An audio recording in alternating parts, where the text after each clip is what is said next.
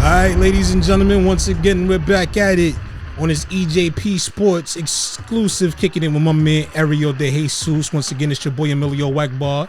And I want to say thank you to each and every one of you for taking the time out of your busy schedule to tune into this next episode that we got on deck for y'all out there, man. Make sure you follow us on Twitter at the Emilio Wackbar. Ariel, if you would like to give your Twitter handle, you can do so.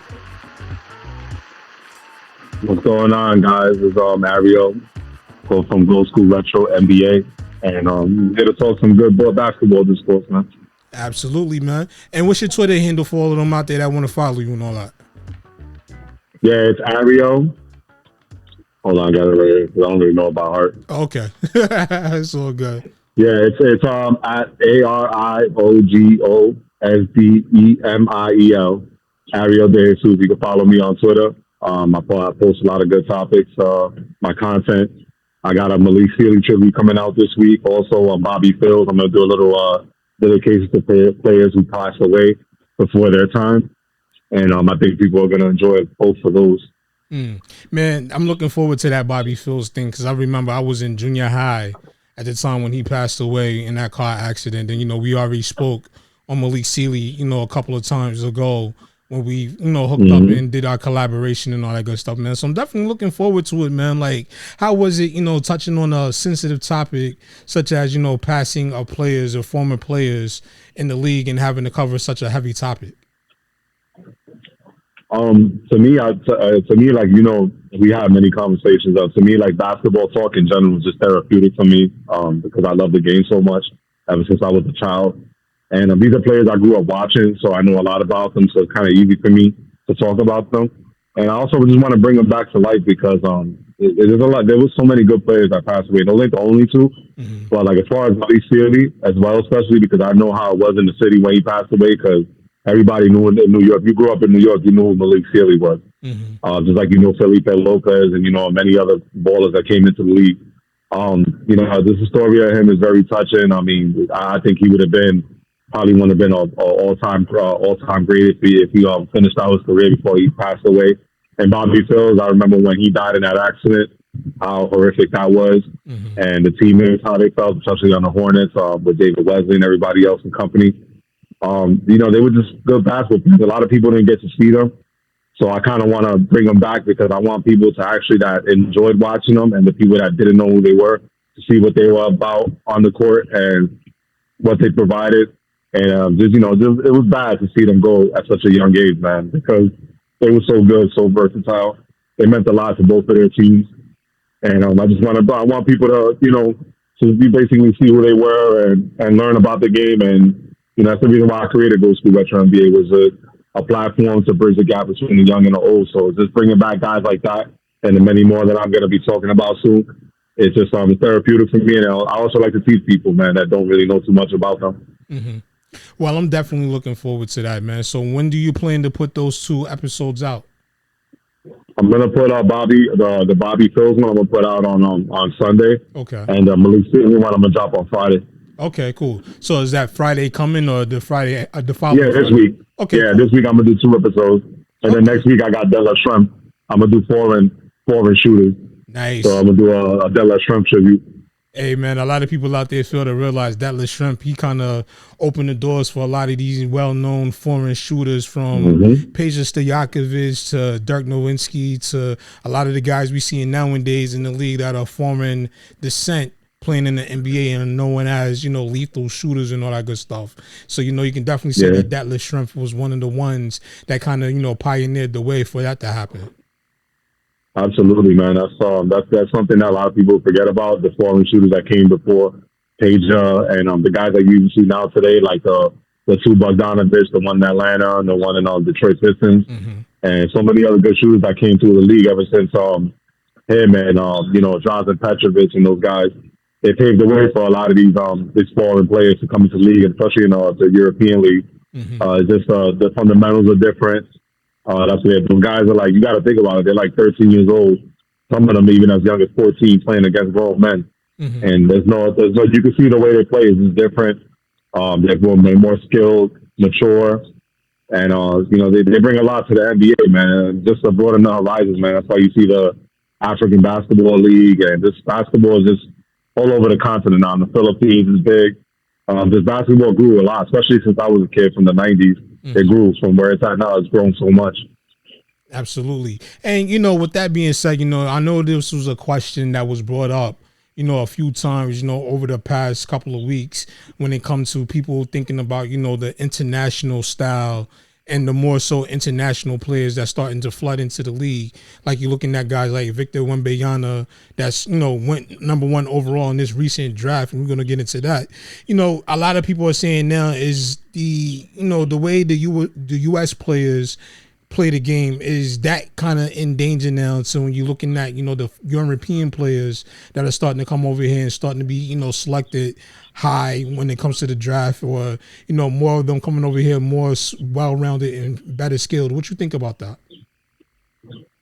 I think there's definitely like a skill gap between the two, but I think it's a good balance because like you still you want to grow the game, right? I know, like especially about when David Stern, was here before Adam Silver took over. Like they wanted to bridge the gap and expand the game more to different countries. I mean, you got guys like even the UK now. You got Joe Ingles, is one of them that is of British descent, and the game is expanding so much, man. And seeing these foreign players, I think that yes, there is a skill gap. Do I think they will eventually take over as far as like, the American players that are in the NBA? I think it'll just be a balance of both, and which is good for basketball because you get to see different, people from different countries, different worlds, and, the accuracy, the ball handling, the passing skills, the rebounding, the physicality that they bring.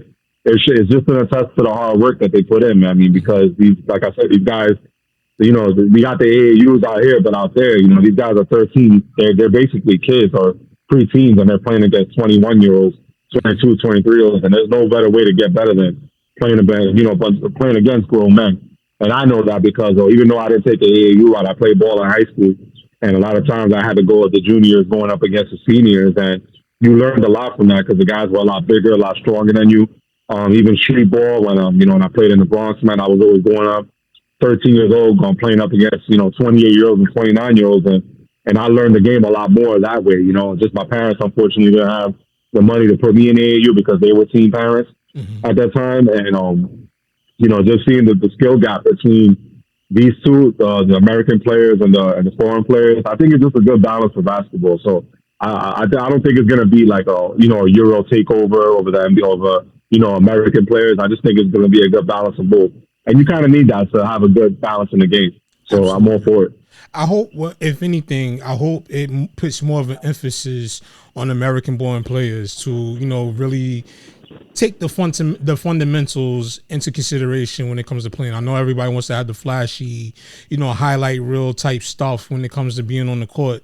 But, a lot of these European players, a lot of these international players, they thrive so well because you see they have a basic understanding, or they kind of like really emphasize the fundamentals of their game. Like you look at, guys like Jokic, you look at guys like Luka Doncic, you look at a lot of these guys that come over here, a lot of them are well-rounded players, even if they're like 7'5", like a Victor Wembanyama, they can handle the ball like a guard, they can pass like a guard, they can rebound like a center, they can box out, play defense and all that stuff. So hopefully, if anything, it'll encourage kids over here in America to be more well-rounded when it comes to, playing basketball, not just be like, just want to have the ill crossover, just have the ill jump shot or whatever, have a well-rounded game. So that way, parts of your game can complement each other part. You know what I mean? No, definitely, man. Like I said, this is the way the game is going, and I love the direction it's going in because just like you touched on, man, you got the guys, they got now, before you only had maybe a select few. I mean, the early years, you had Arvidas Sabonis who could stretch the floor, was a great pass. He was like basically what a Nikola Jokic was before Nikola Jokic came into the league. And very skilled, and you see how they are. Even guys that in the Euro League that are like 6'11", 7'8", they're 7 foot tall. They play like point guards. Some of them, it's pretty cool, man, to see, man, because the game it shows you how the game has evolved so much, especially abroad. And I'm here for it, man, because it makes basketball much more fun. to see some of the best players on earth, especially in the Euros, come over here. And I'm all for it, man. I just love it. I love the balance that the NBA is bringing now into the game. Absolutely, man. So, now we at the point of the season, everybody's favorite part, I should say, because, all the activity that happens around this time of the year. So, it's 2023 NBA free agencies. We've seen a lot of splashes happen. We've seen a lot of trades happen. We've seen a lot of bickering and a lot of back and forth, on social media and everything like that, man. So what has been your take so far on the 2023 NBA free agency? Like, do you like what you're seeing happen league-wide, or how do you feel? I actually like what I'm seeing. I wasn't really upset because I see a lot of people. Trust and believe. A lot of guys did get paid more, I think, than what they were worth. Mm-hmm. But this goes to a testament to how far the NBA has come. Because you look back in the 80s when the NBA struggled, where guys like Michael Jordan were today will be quote unquote value contracts, and he's the greatest, ended up being the greatest player on earth. But to watch all these young brothers get paid, I know it's really good for the game. I think I'm never gonna hate on especially no young brother get in the bag, regardless of what I feel about their skill set. So that's one thing I'm never gonna hate on. I think a lot of teams were pretty much set up for the CBA and wanted to take care of the guys that they felt like were worth getting or adding on to their team. I think a lot of people were overpaid, but at the same time, I congratulate them for that because these guys, they get in the gym, they work hard, they get better every year, regardless of how you feel about them, whether, their skill set is not to your taking. Even me, I've criticized some of the signings, but I'm not going to hate on the young brothers getting money. I think it's just good for the NBA. I think it's good to see young brothers getting paid and becoming millionaires and building generational wealth for their families, and I'm all for it, man. I have no problem with it. Absolutely. And I agree with you to a degree when it comes to, not hating on any of these players getting the bag, because that's what it's about at the end of the day. If you are good at what you do, you deserve to get paid for it. So I'm definitely not going to hate on that, whether it comes to the dollar amounts or anything of that nature. But the one thing I do kind of find a little, of a pushback too when it comes to the way that the CBA is set up nowadays and the way the NBA has become more so of a business with the players, it kind of seems like it's taking the competitive edge out of it with a lot of these players, because you're starting to see things like low management. Now, I understand you want to protect your investment if you're a team and you are an owner and you have a star player on your team, or you got these players on your team that are significant to your franchise. So I understand wanting to take care of them and making sure they get paid. But I think as the dollar amounts went up, I also think that the level of competition kind of played down a little bit. What you think? I agree with that, man. I think the level of competition has, especially with what you just said, has gone down. I totally agree with that, man. I agree with you on that sentiment. Yeah, it's not to say anything bad about the players, but it's just like, we come from that era when, people was making money in the league, but they was still going out there. It doesn't matter. They had broken noses, sprained ankles or whatever the case may be. They was out there competing on the floor. Like, I seen a picture from a Houston Rockets player. I can't recall the name right now, but I seen like back in the 80s, he had gotten a concussion. He went out there and played with a modified hockey helmet. You know what I'm saying? You're talking about Calvin Murphy. Yeah, I just saw that picture. I think it was either yesterday or the day before yesterday, where he was, actually in the game playing with a hockey helmet on. You know what I'm saying? So, like, back in the days, like, the love for the game was a lot different. And I'm not saying that today's players don't have the same love for the game as, the forefathers and those who came before them. But I do feel as though that a lot of these players now, like, they've gotten so much into the business of it. They're treating themselves like their brand. And it's becoming more so about themselves other than what's good for the team and trying to help them make the team win. You know what I mean?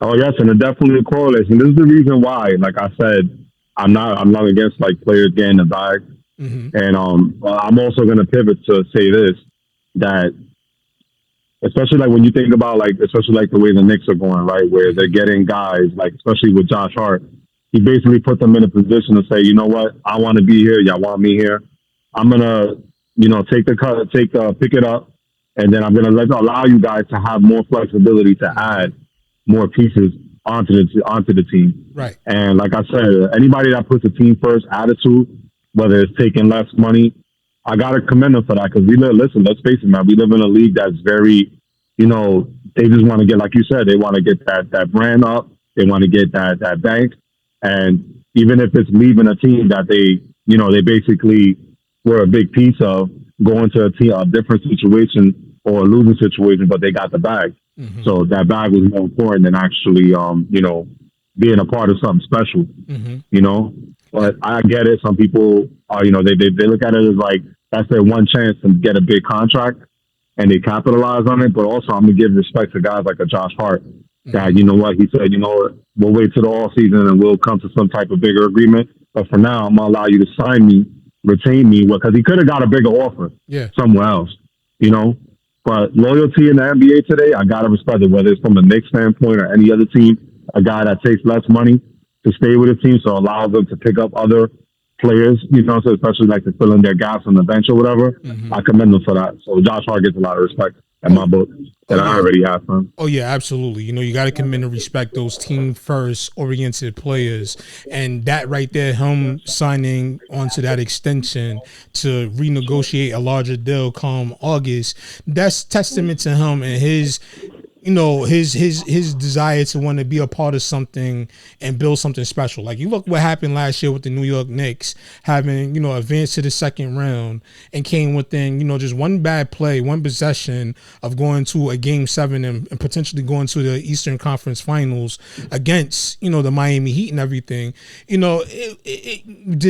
see that he has that desire to stay here and want to build, where you have some people that, they're just play their way into a good contract and then they see the bag being offered elsewhere and then going towards the money. So, you definitely got to respect that. But, you also got to look at guys like Dame Lillard and guys like Bradley Beal who knew that the ship was sinking in the situation they was in currently. They chose the bag over, going to a situation where they could possibly compete for a championship too. So that's kind of like a flip side to that coin when it comes down to it, because you do want to respect those that have the loyalty, but sometimes you got to look at it like their loyalty is for the wrong reasons, I should say. No, and that's another great point, because I think it kind of correlates with the Damian Lillard situation where he got the bag and now he wants to go to a team, but essentially you signed that contract. Mm-hmm. You knew that, all right, the Blazers didn't really build around you. But remember, when you take those big contracts, it's kind of hard to get somebody to try to build them around pieces when you're paying a guy over $200 million. Absolutely. You know what I'm saying? So there's a business side to it. And then you got to realize, too, now I feel like the owner, if he's paid you, he gave you the money, yes, he gave you the bag and you deserved it, right? Mm-hmm. You also got to understand, too, that now I don't think it's fair that you get to dictate where you want to go, because it's not benefiting them. Because let's face it, man, when I saw the reports and I saw it's not even, I'm taking out my bias because, I can't stand the Miami Heat, for my reasons. But the thing is, like, realistically, not even just from a hating standpoint, like, you got the Heat that only have Tyler Hero to offer, mm-hmm. and a bag of chips. They don't have no second round picks. Mm-hmm. They don't have the flexibility to make those type of moves. So you got to look at it like this. So if they have nothing to offer, like, why should I give you to where you want to go, but it's not helping my return for my franchise and for my, for my brand, you know what I'm saying? To help us get better, because, no insult to Tyler Ariel. He's a good basketball player, but he's not worth it for a Dame Lillard and a bunch of fillers. You know what I'm saying? That's just never happened. To me, that's asinine. I absolutely agree with that. And that kind of goes back to what I was saying just a minute ago about how it's become more business oriented when you have players that, they want to get paid, understandably so, especially if you're accomplished, mm-hmm. Or become such a big name in the league, such as a Damian Lillard. But when you sign these players to these max contracts, you're financially handicapping yourself as a franchise to where now you got to go and look for 2 and 3 other teams to bring into a potential deal. So just so you can move that contract. We've seen that situation happen with the Bradley Beal deal. We're looking at the situation that's going on right now where they're trying to facilitate a multiple team trade in order to move Dame Lillard to, Miami. And, and that's the whole thing that I argue back and forth with a lot of people online, especially Knicks fans, who wants to just, go all in a win now move. But then now you're handicapping yourself for any future moves you may make. I mean, I understand everybody wants to have a star player on their team, and that's understandably so. But at the end of the day, you got to operate within reality when it comes down to making these moves. Like, we just came from a 20-year salary cap purgatory when it came to being able to sign players, move bad contracts, being able to have control of our own draft picks. So why would you want to go back down that road again when we seen that it didn't produce the results that are desired for this franchise? You know what I mean? Yeah, I mean, listen, man. Listen, if you don't know about your past, you're condemned to fail in your future, right? Absolutely. So the past, this is the thing I understand, right? If you are between like a 20 to 30s, 30-year-old Knicks fan, you've been suffering pretty much your whole life, right? Right. So you've seen the Joakim Noah contracts, you've seen the Jerome James contracts that were handed out. Don't forget because we rushed to overpay someone. Bargnani, that awful trade for Bargnani, where I don't know how we got fleeced because we had bad front offices at the time. But literally, man, I say that to say this, right? Mm-hmm. The Knicks right now are in a prime position. Absolutely. Because you have good team-friendly contracts. And not only do you have good team-friendly contracts, you have contracts that you can actually move if you need to down the line, number one. Number two, you got Jalen Brunson, who everybody, and I know you were on Twitter last year, and you seen how the fan base reacted when we signed him. And when 80% of them didn't want Jalen Brunson here because they said he was too short, he was overpaid, you don't know, what he was, because, and me, this is how I understand when you can separate, I hate to say it, when you can separate the casuals from the people that watch the NBA and the whole microcosm of the NBA. When you look around the league, like I have league pass, so I watch every team. I know who's good at what, the role players, you name it. So I wasn't mad about the Josh Hart thing because I knew what Josh Hart brought to the table. And that first round pick, I could care less because you know what you're going to get from Josh Hart. A first round pick is a hit or miss. You can either hit or you can end up in an Obi Toppin situation. That's true. So regardless of anything, I'm going to take a proven before I take a pick. A proven that's actually not even on an egregious contract and helps the bench, to get better. So with that being said, you got to look at it like this. We're in a prime position. We are the 8th youngest team in the NBA. We got players that are ascending at a prime age. 20, I don't know what it is with some people. When they start talking about like 28-year-olds, they start talking about them like they're 33 or 34. Right. Like 28 is a prime. If you're between 25, 26, 27, 28, those are prime NBA years. Those are like years where, you know what, man, you can literally get better year by year. And if it improves your team, it does. Like you got Julius Randle. You look at the numbers that he puts up based on what he's getting paid, it's a bargain contract. Yeah. Same thing with Jalen Brunson. It's a bargain contract. You talk about probably one of the best point guards in the NBA. And we haven't had a point guard like that since Stephon Marbury. True. Especially with a young team that has good pieces already to get only better. And you don't have contracts that are hampering you for the next few years that you can't make any moves. I think this year you don't strike when the iron's hot because there wasn't really, to me, in that free agent class, there was nobody that was going to take you over that level of putting you into a championship contention. I feel like you got to stay the course because eventually, like I had this conversation with you before, you make small incremental moves. You add guys like Dante DiVincenzo, who addresses your backup point guard issue, your floor spacing issue, another hustle. And if you think about it, man, I don't know, surprisingly, most people don't really catch up on this. You look at the backcourt, if they hold on to Quigley, they have Hart. They have, DiVincenzo now. You think about that, that's all defense. That's all grit. You got good rebounding guards. You got good hustle guards. You got good defensive guards. You got a guy like Josh Hart who led the league almost in transition buckets because he's a guy that once he gets the ball, he's going downhill already, or he's going to take it down. He's really shifty when he gets into the paint and he goes downhill. He doesn't stop, So you think about it, you got these three guys out on the defensive side that are upgrades, and then you got the offense. You got this guy that Dante DiVincenzo, who, has the fan base about it, where some think, he's not a needle mover. And it's not about moving the needle. Like, think about it. All NBA teams, especially teams like the Knicks, who are young and got good, like, listen, they got two superstars, like 2 stars already. They got a borderline third in RJ Barrett, who can get only better, at 22 years old.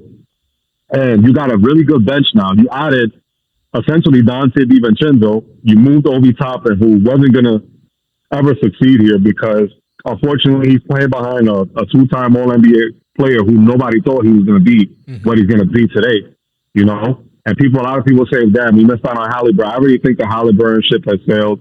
I mean, I think Jalen Brunson I think if anybody thinks that Halliburton is a better player than Jalen Brunson, I can't agree with that, because Jalen Brunson is light years better than Tyrese Halliburton. There's a reason why he got moved. The Kings moved on from him. Not to say he's a bad player, but he's not a Jalen Brunson caliber player. He doesn't bring what Jalen Brunson brings to the game. It just in certain situations. And he's done it in the playoffs by himself without Luka. And people forget about that. He single-handedly almost took him to the finals. Now, a couple of things, I will be fully transparent, and I would say that, I was one of those ones during the offseason last year that was kind of, not in agreement with the Jalen Brunson signing. And it's not because of him as a player. It's because I didn't want that snake-bitten feeling like we had with Julius Randle during the COVID year or whatever, when, we played, nobody was in the stadiums and stuff like that, and we made it to the playoffs. I didn't want to see a repeat of that situation where you make a commitment to somebody and then they have a step back. Thankfully for Julius Randle, in his case, he had a monstrous bounce back season this year, so now everything looks justifiable. And, you look at the whole situation, like you mentioned earlier, when it comes to making incremental moves, like, we don't really need to look for the needle mover right now. We're not in that position where we need somebody that's going to hit a home run. Sometimes it takes, like, players that just fit together and have good chemistry together. Like we seen last year with the acquisition of Josh Hart when he came to the Knicks. When we were struggling, we went on a 9-game winning streak when he got onto the team or whatever. So, like, absolutely, like. No, go ahead. No, absolutely, man. That's what I'm saying. Like, and you got to think about it, man. If you look at, like, especially what's been going on with the Knicks last year, every move that has been deemed, like, unpopular, from social media when it comes to the Knicks has ended up being actually a good, smart. Like, it was a small move, but it was a subtle move that catapulted the team into getting better. Exactly. And that's what you're trying to do. You're trying to get better every year. You're trying to keep, like you said, keep the camaraderie. And this is the thing I had this conversation with one of my friends on Khalil online. And if you don't follow him, he's a really good Knicks Twitter handle, Khalil. We had this conversation outside of a bar, and somebody, what the thing that the Knicks are building? They're building a lot of guys that are culture guys that, like, they really want to be here. Right. After all the crap that went on with Julius Randle, he still wants to be here. He learned from it. Talk about the podcast, the Playoff Feed podcast, where, he told himself, okay, he was honest with himself. He said, hey, I wasn't a film guy. He's recently getting into his film. He knew that the thumbs down was a huge mistake on his part, and he grew from it. You got to think about it too, man, from a life perspective and a sports perspective, right? When you reach your late 30s, you're not the same as you are when you're 26, 27, 28. Your mentality changed, because you start getting around different people. They start teaching you different things. And that's what the Jalen Brunson effect brought in, because we bring in Jalen Brunson, who nobody thought would be a leader, actually turned to a leader. And when you hear Julius Randle talk about his turnaround, JB's a big part of that. But some people will say, oh, well, it shouldn't take no other player to make another player get, up this game or be a better player. So that's not true. Exactly. If you look at it from the past and even the present, I mean, a guy like Michael Redd, if you ever read the story about it, Michael Redd credits Ray Allen for basically making him become a better person and a better player. Absolutely. But like Jalen Brunson is no different from helping Julius Randle. And there's so many other guys. Kobe Bryant was a big impact on Julius Randle, one of the greatest players of all time. So it's just so many things that come into it. Like, it always takes that, whether it's sports or real life, it always takes one person to be around that might change your mindset that, you didn't have when you were in your early 20s. So these NBA players are no different. They're not robots. They're human beings at the end of the day. Right. So for me, it's just like you're building that team camaraderie. You got guys that want to be here. Right. Jalen Brunson, Julius Randle, Dante DiVincenzo, Josh Hart. You got a lot, just all these guys that literally, RJ Barrett, same thing. Mm-hmm. You got all these guys that really are hungry to get better and want to be here. And that stuff goes a long way, bro, when it comes to team chemistry, team camaraderie. I see a lot of Knicks fans on social media glamorize like the Denver Nuggets, the Golden State Warriors, and they don't realize those teams went through a lot of turmoil before they started going on these runs. Steph Curry had multiple ankle issues, and a lot of Knicks fans, if they were in the same situation as the Warriors, they would have been screaming trade him. Yeah. And get rid of him. He's a bust. He's never going to be healthy. Sometimes you got to stick with the guys and not listen to the fans all the time. Because listen, man, whether we give our opinions, we give our takes, whatever the case may be, but we don't know more than somebody in the front office that's in these practices, that sees what goes on behind closed doors, that have been watching film and being in the coaching industry in the NBA level for a long time. We don't know more than they do. Absolutely. You know what I'm saying?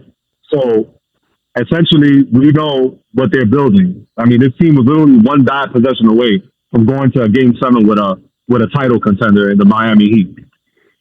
So the meltdowns and all this, the sky is falling, the front office is trash and all this stuff.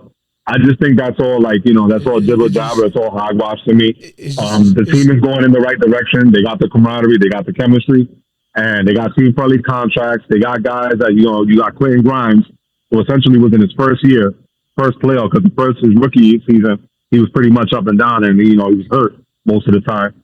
So you got guys that you can actually build with them, build their value up. And listen, all these kids are not going to stay. You keep the ones that you can. And if you find that guy, to me, next year's free agent class is a lot more better, where you could get maybe a needle mover. And I think that's what the Knicks are waiting for, which is smart.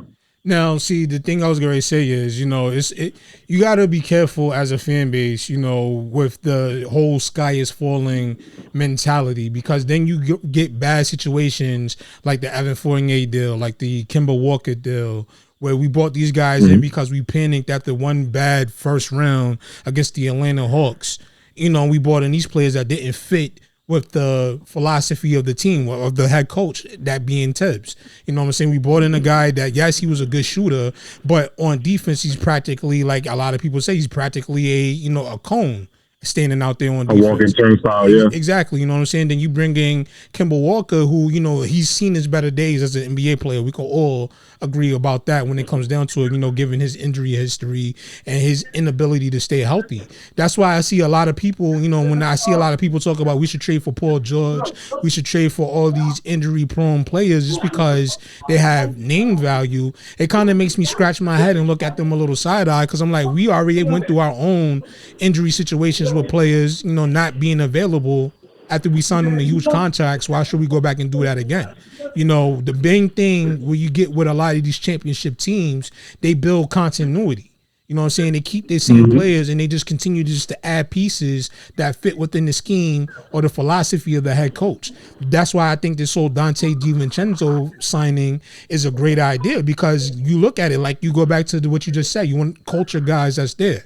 Dante DiVincenzo, he won 5 championships, 2 in high school, 2 in college, and 1 in the NBA. You want guys on your team. A winner on all levels. Exactly. You want guys on your team that bring that level of experience. You got Josh Hart, who's also won, a championship in college, part of the Villanova boys. You got Jalen Brunson, he won 2.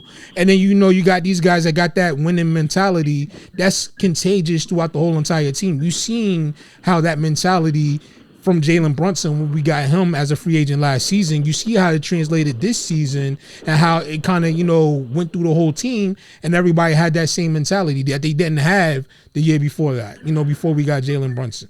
So a lot of it comes down to continuity. You got to build continuity. Absolutely. If you want to be a championship contending team for more than just a window or two of a couple of seasons, No, absolutely, man. I mean, I think you hit the nail right on the head, man. And like I said, that's why it kills me when I see these people talking about how the Warriors, the Warriors did not just build through the draft. They stuck with their Steph Curry. They got lucky. They got a guy that ascended himself every year, got better, and basically had multiple ankle injuries. And Draymond Green, which a lot of people clamor over with the hustle and the grit, he didn't get better until they made that trade for Andrew Bogut, who basically taught him how to play better defense, how to be in the right spots to get rebounds. He credits a lot of Andrew Bogut to up in his game. You get what I'm saying? So they brought, look, they added Sean Livingston. I mean, I could go on the list of the players that the Warriors added to get better through free agency. David Lee, another one. I'm about to say David Lee. That a lot of people weren't valuing him, and I love David Lee. He was another guy that they brought in that basically took him over. Like, you can actually see there's not one linear way to build a team. I always say that people think is that you just draft well and that's how you get to a chance. No, you don't. You can actually still take a free agent route. You can listen, and the draft and free agency are both the same thing. Because guess what? It requires still a little bit of luck. Mark Cuban didn't want to listen. His parents, they went up to the front office. They said, are you going to extend me? They said, no, they want to wait. They tried to move They tried to move Brunson at the deadline. And okay, we're going to do that. So then they went to, Brunson test free agency. It was already in the books. He knew he wanted to be New York. His father was from New York. His father played for the Knicks. Then once I knew that he signed with the Knicks as a coach, I said, Jalen Brunson's coming home.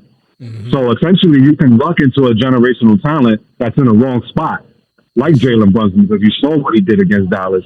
You saw what he did against, when Luka Doncic went out.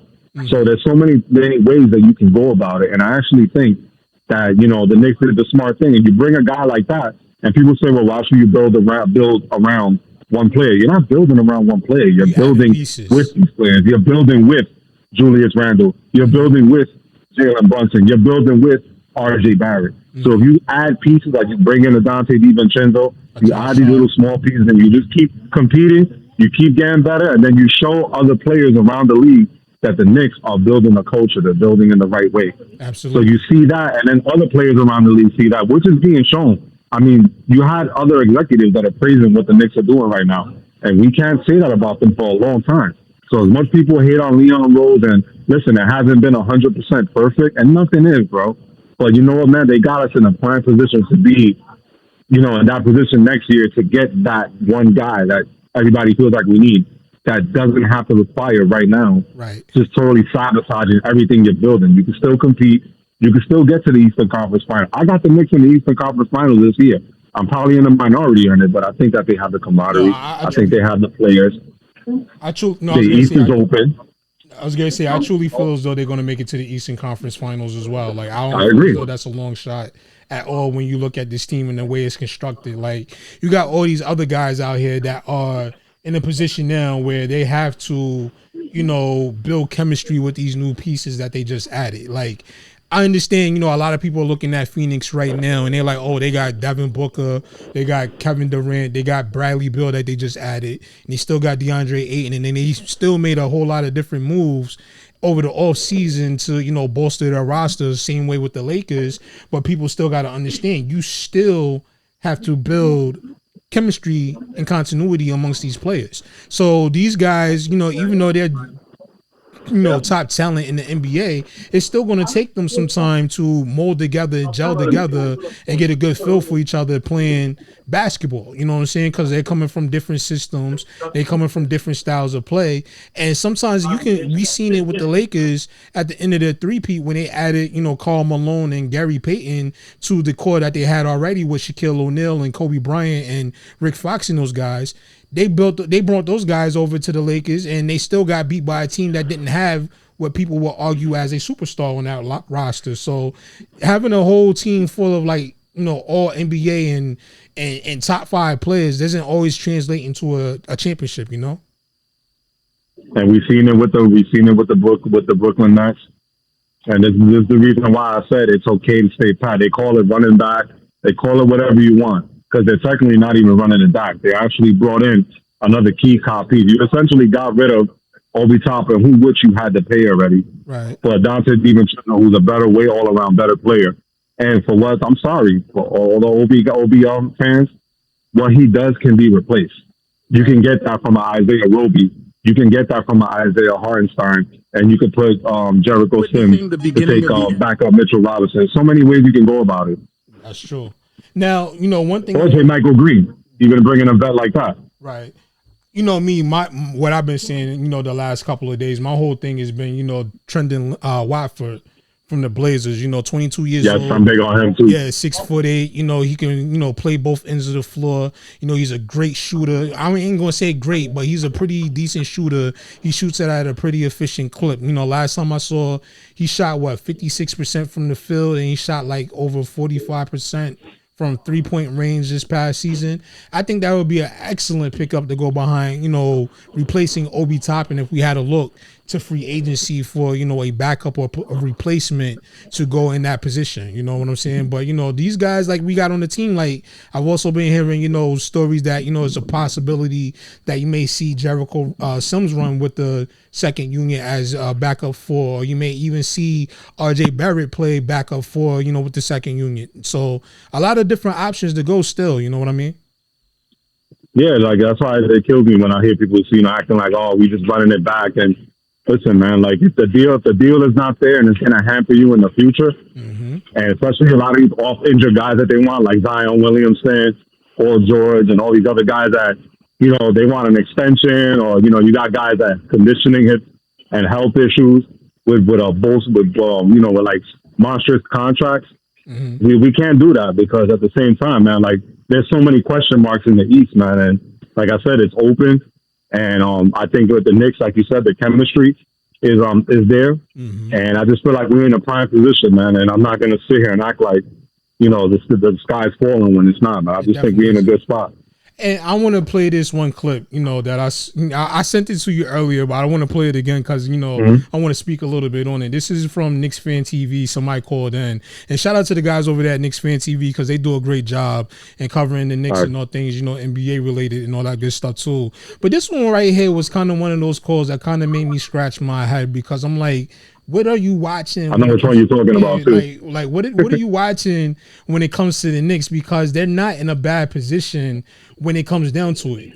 They don't have to be pressed into making a bad move because we lost in the the final seconds of Game 6 of the second round of the playoffs this year to the eventual Eastern Conference champion Miami Heat.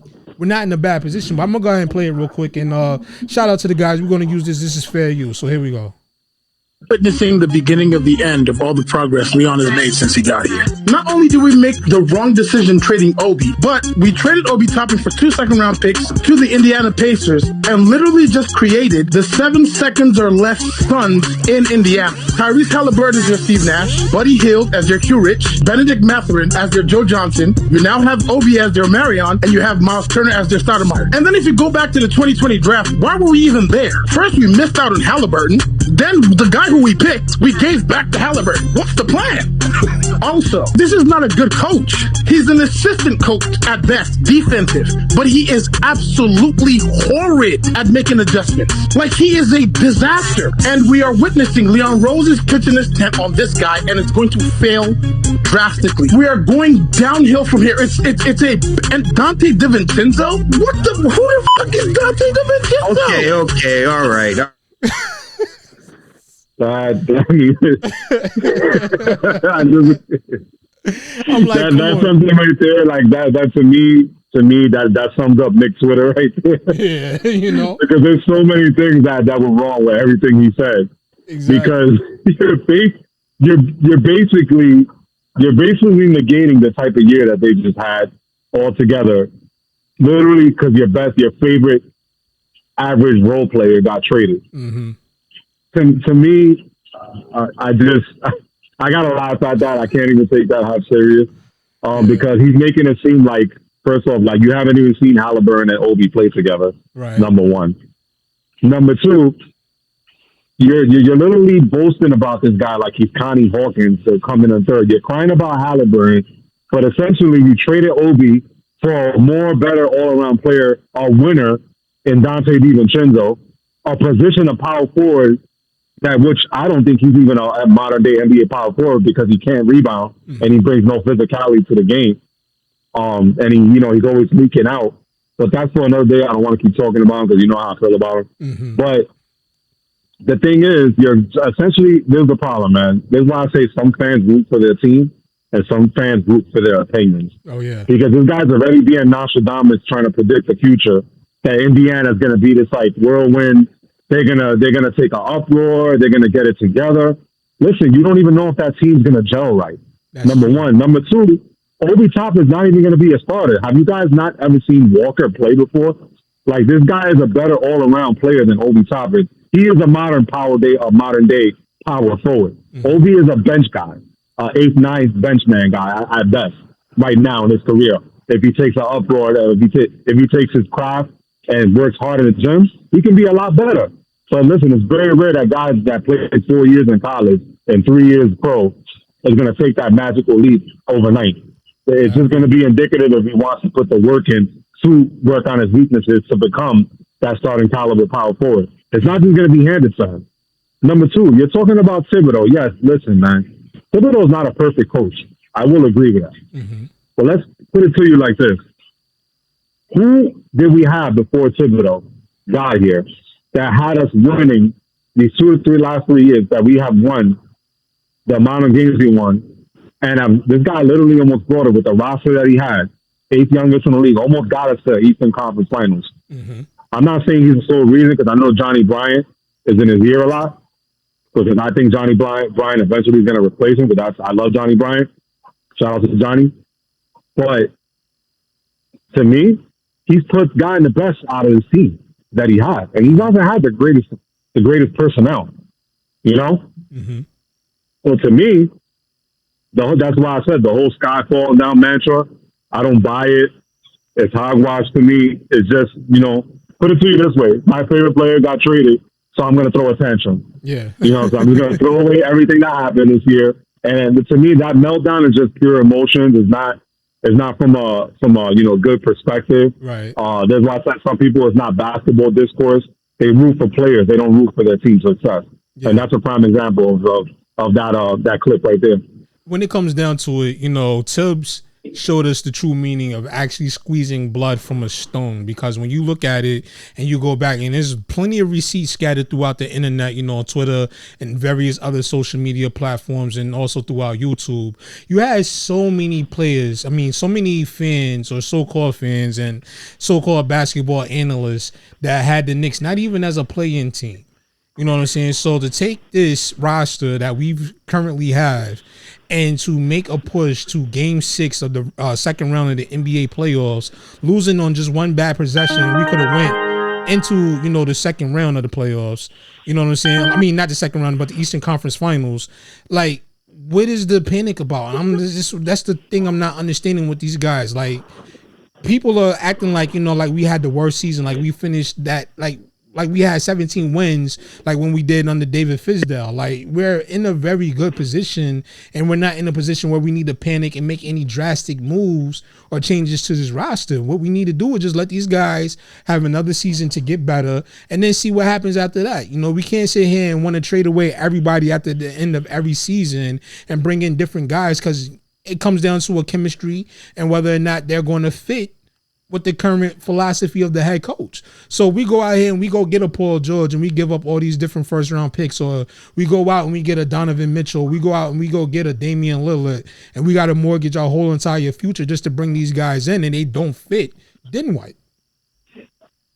That's why I said building it organically and just keeping it together goes a long way. Unless we know they're not all going to stay. But the thing is, the more they play together, the more that they show that they're just getting better as an organization, and just proving that they're competing and they're getting, they're getting better year by year. There's players out there, star players or guys that can put you over the hump, that look at that and say, you know what, I want to join that. And the Knicks are being viewed that way by other front offices and players as well. So this the whole thing, like I said, with Knicks Twitter, with the negativity, the phone call like we just heard on Knicks Fan TV. To me, like I said, it's just hogwash. It's all pure emotional based. It's nothing substantial that says that, Indiana is going to be light years ahead of the Knicks, because they're in a worse situation than we are. Absolutely. We're in a prime situation. They have a time to go develop an Obi Toppin and see what he got, because they're not predicted to do anything. Right. The Knicks, where we actually kept it together, and there's no reason why. We added a better piece on the bench, and we're still not done yet, because still other moves that could be made to bolster the lineup. So to me, I got the Knicks in the Eastern Conference Finals for a reason, because, like you said, the chemistry, the guys that have been playing together for a couple of years, stuff like that goes a long way. You glamorize the Denver Nuggets, and these are the things that they did. They stuck together through multiple playoff failures at that. Mm-hmm. They got a couple of steals in the draft. They added the right pieces, trading for Aaron Gordon, picking up the back end pieces, picking up the KCPs, mm-hmm. and picking up, bench pieces to make them better, and picking up Bruce Brown. And these are the things that if you look at the way that these guys are going, it's the same way the Knicks are going. Mm-hmm. It doesn't always have to be by the draft.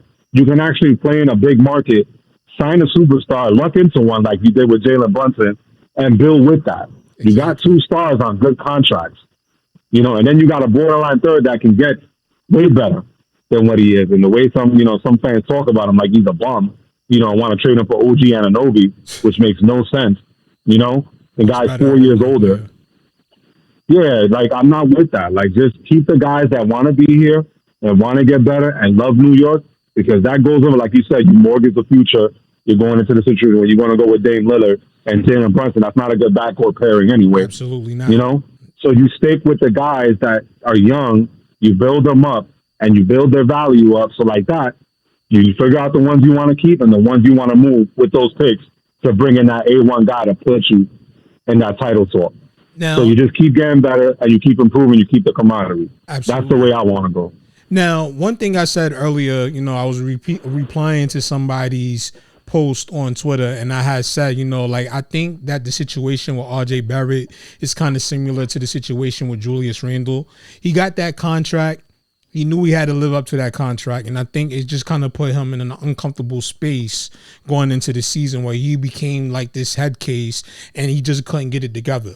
And I think that once he got the opportunity to get past that first year and really get settled in, we seen Julius Randle play even better than the COVID year, when we went to the playoffs against the Hawks. I kind of see that same trajectory happen with RJ Barrett. I think the fact that he was given that contract, he probably was feeling like he was in a position now where he has to live up to it, because he feels as though now I got this money, people are going to look to see whether or not I'm going to get better or not. Sometimes situations like that, when you put a bigger bullseye on somebody because of a situation like a contract extension or a big trade that involves multiple teams and star players and all that stuff, I think he kind of put a little bit too much pressure on himself to be that next level when he wasn't ready to go to that next level yet. I remember, going into the offseason, one of his main goals was to be an all-star last season, even though he didn't accomplish that.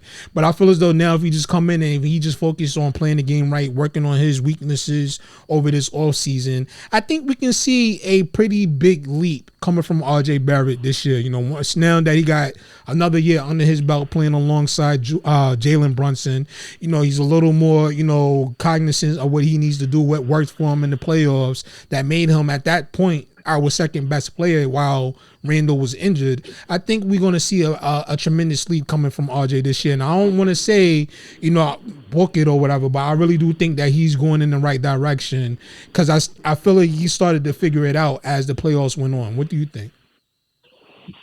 Honestly, I feel the same way, man. And listen, man, there was times that I said, RJ needs to do better on certain things last year because he had a very up and down regular season. Mm-hmm. But like we said, we can't forget the fact that this guy did show up in a lot of big games. Like there's one game that stuck out to me when we played against the Boston Celtics on the road, and just not that game. There was a few other games where he hit a big shot, had a good defensive possession. And I look at it like from more so like I know that basketball doesn't always mean that because a lot of people just look at stats. And if you listen to a lot of negative people that talk badly about the Knicks that are so-called Knicks fans, mm-hmm. you listen to them when they speak, I missed the first half. I watched the fourth quarter. They didn't see, they don't even watch the game, some of them. And that's how you know the difference. Like me, I watched the game 2 or 3 times to see stuff that I probably missed initially when I watched it the first time.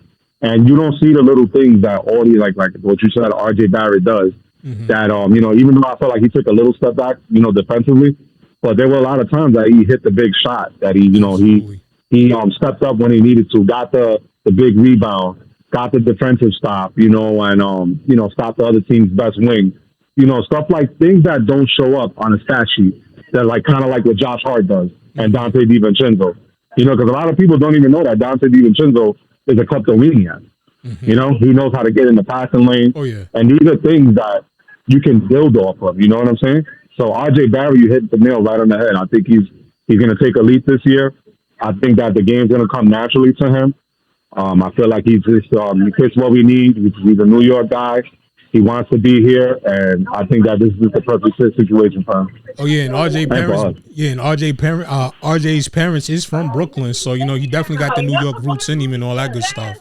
But I'm one thing I was thinking about just now as you was giving your explanation on the whole RJ Barrett situation. I'm looking at it like this, and a lot of people out there may not agree with me when I get ready to say next. But when it comes down to it, I want this year for Jalen Brunson, we see he's our closer down the stretch. But when it comes time for those big shots, I want the ball in RJ's hands. You know what I'm saying? Because I think, and maybe arguably so, and maybe a lot of people may disagree with me, but I think at times he is probably our most clutch player on the team in terms of hitting big shots when we need them. Like you recall the situation against Boston. You recall a couple of times in the playoffs this past season, where he had big games and he came up clutch for us, and a whole lot of different times throughout the regular season this past season as well. Look at the game against Toronto when he gets the rebound, he pushes it 92 feet down the court and gets the dunk. You know what I'm saying? To take it into overtime, and it should have been an and one, and we should have won the game right there at the buzzer. You know what I'm saying? So I want the ball in his hands when it comes to those clutch situations, because I feel as though I feel as though we got a pretty clutch guy in the making, and we just give him that confidence to put the ball in his hands at the end of the game when we need that shot. What you think? I definitely agree with that, man, because it throws Steve Moss too, because a lot of times he was prepared for us to go to in the clutch of JB or Julius Randle, and it'll definitely bring a different element of a mix to it, because that's the reason why RJ was found open in that corner in that Boston game. And in the playoffs too, man, like I said, you touched right out, you hit it right on the head with the Toronto Raptors game, which should have been an and one, obviously. And there's a lot of times that RJ has stepped up and hit a big shot and did a multitude of things that don't show up on the stat sheet. But I will give him the ball in a tough spot, in a basically like a clutch situation, because he has shown that he had that clutch gene. And then in the playoffs, he bounced back, man, and he proved a lot of people wrong. And he still got people that are still willing to trade him for OG Anunoby. And I don't see it, man. I just think that this kid.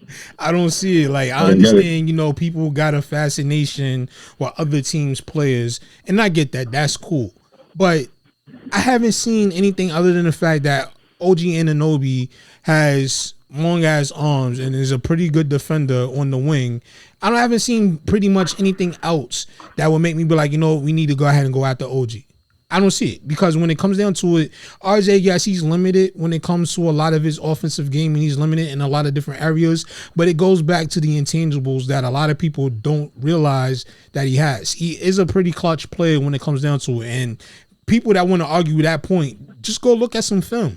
Go look at some tape from this past season, or look at some of the clutch moments in games. Look at the Chicago Bulls game where he put up 44 points. Only reason why we didn't win that game is because of free throws. You know what I'm saying? So, like, when it comes down to it, for people to keep wanting to say we need to trade him back to Toronto and go get OG Anunoby, how do you know OG is going to be a good fit? Yes, he's a good defensive player, and he probably will fit well with Tibbs. But when it boils down to it, he's also another injury-prone player. Why would we go and give up a guy that one of his best abilities has been his availability? Why we want to go give that up for a guy who's much older than he is, that's just as stiff movement as he is? You know what I'm saying? And the only thing is that you just got a little more prowess on the defense. RJ can fix that very simply. He can fix that with good footwork, and maybe he's dropping a few pounds to get lighter on his feet again. You know what I'm saying? Like, there's so many different things that this kid can be molded into if he just puts the work in on his game. I'm not ready to give up on him. He just turned 23 years old. He showed us plenty of times throughout his career that he could be a big game player when he's really in the mood and he's really in the feel of the game. So why give up on that, man? We got a pretty good cornerstone in Julius Randle, Jalen Brunson, RJ Barrett. We just added DiVincenzo. We got Josh Hart. We got a pretty good mix of solid players, and then Quentin Grimes in the wings, and also with Emmanuel Quickly. Just be patient with the team we have. We going places, man. Just be relaxed and be patient. Emilio, it's music to my ears, bro, because I've been saying this I was perfectly fine with them just keeping what they have and adding DiVincenzo. And just like I said, man, the 15 minutes that you got from Obi, you can get that in so many different spots. Oh, yeah. You can mix and match. You still want to bring in a mid-level guy if you want to feel more comfortable and you want to get, I said, Michael Green or, Darius Baisley. There's so many ways that you can go that you can get somebody in there to replace what Obi does. That's somebody that actually does things that we don't really need, because we don't really need the transition. What we struggle with is that we struggle in, when you bring Obi in the game, you lose in the rebounding. Mm-hmm. That's why Julius was playing a lot of the heavy minutes, because there's a lot of times that Obi becomes a liability. If he's not hitting that little open corner three or not getting the cherry pick leak outs and causing second chance opportunity for other teams, you can bring in a guy that can get those boards and crash. And if you need him to space the floor a little bit, he can do that as well. Bring physicality, actually play the power forward position. And a guy that's been in big games, you know what I'm saying, like Dario Saric and what you call it, say Michael Green, Darius Baisley. There's so many things that you can do. Or if you want to stay within, you take the Isaiah Roby route, or you take you can mix them with Hartenstein. You get Sims. You can put Sims at the 5 and put Hartenstein at the 4. I mean, there's so many ways that you can go about it. Like I said, the sky is not falling. I don't think that the position that he had is so detrimental. And then people with the whole, we only got second round picks out of him, because that's all he was worth. Yeah. And second round picks essentially turn into one first rounder, because you got to look at it like this. You can get a rotational player in the second round. People forget that. A lot of these guys that we found, Mitchell Robinson, we found them in the back end of the second round. Jericho Sims, another one that we found in the 59th pick. You can get a rotation piece in the second round. People forget about that. The draft is hit or miss, or you can add that pick and you could condense that into bringing in that guy, that you want to bring in next year, because that's what the Knicks are waiting for. They're waiting for next year to strike that iron when it's hot. Exactly. Because the next year's free agent class and this year's free agent class, where the talent pool is way more bigger. So I think we're in a prime position. We're going to compete. I got the Knicks going to the Eastern Conference Finals. I'm going to stick with that. And I'm not going to be with this whole the sky falling down, because it's not. I think the Knicks is the best front office we had in a long time. And Absolutely. they're going about it the right way. And if they're getting praises from other front offices, that should tell you something. Right. You know what I'm saying? Like, don't listen to these people, these analysis on Twitter that don't know what they're talking about. The Knicks are moving in the right way. Some people like to fearmonger fans into not being fans, because that's actually what you're doing. You're being a fan. You're actually rooting for your team. You're not waking up every day being negative when we're in a good spot. I think the Knicks are good, bro. I got like 5 more minutes, by the way. All right, cool. Yeah. Well, we get ready to wrap this up and everything like that. It's definitely want to say thank you for taking the time out to come on here onto the show. I know it was a couple of bullet points we didn't really get to tonight that we had previously discussed, but we can leave that for another time and everything. But I think sure. I think once again, and just to take it one step further, when we were just discussing, second round picks potentially finding, good value in the second round of the draft, you got to also look at, Jokic, he was a second-round draft pick. You got to also look at Draymond Green, second-round draft pick. Manu Ginobili, second-round draft pick. So there's guys out there. Draft position does not matter. It just depends on the type of player that individual is. If you're going to come in here and you're going to put in the work to become one of those star-level players, no matter where you get drafted at. You know what I mean? Absolutely. Yeah, man. So for everybody else out there, we definitely want to say thank you once again to everybody who tuned in and checked out this edition here tonight of the EJP Entertainment Sports Talk with your boy Emilio Wegbar, also with the host of the Gold School Retro NBA show, Ariel DeJesus. Definitely want to say thank you to you as well for taking the time to come through and chopping it up with us. Looking forward to the next one as well. And for everybody else out there, be sure to follow me on Twitter at the Emilio Wegbar. You can also get at me on IG at EJP_entertainment. And be sure to follow us and subscribe to the channel on YouTube at EJP Entertainment as well. And until next time, on behalf of my man Ariel, it's your boy Emilio Wegbar signing off. Y'all be good out there, you heard? Peace.